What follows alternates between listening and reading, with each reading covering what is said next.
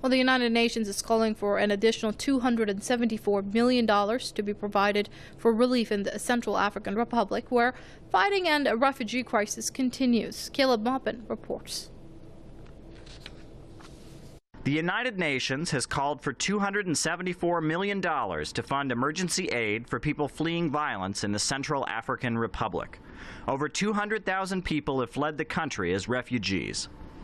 Relief agencies working to provide aid to those who have been displaced say that they simply don't have the resources to keep their operations going, and that more financial support is desperately needed.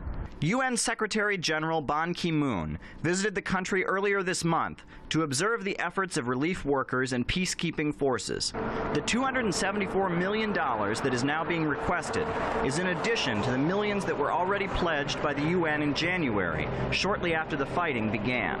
Meanwhile, Toussaint Congo Dudu, the Foreign Affairs Minister of the Central African Republic, has called for an end to the fighting. Without national reconciliation, dialogue, and of course justice, we cannot have a lasting peace into the country. So justice is also embodied into the process, because impunity is what led us to the situation we know now. As the fighting continues in the African nation, the UN has established an arms embargo, hoping to prevent weapons from flowing into the country.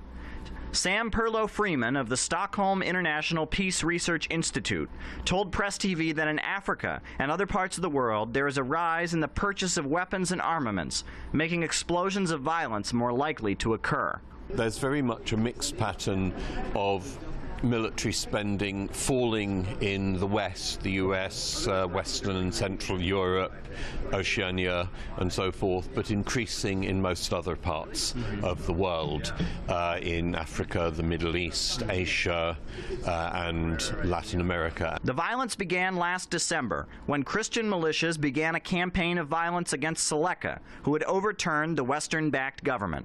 Now the country is in the midst of a massive humanitarian crisis. Caleb Maupin, Press TV, New York.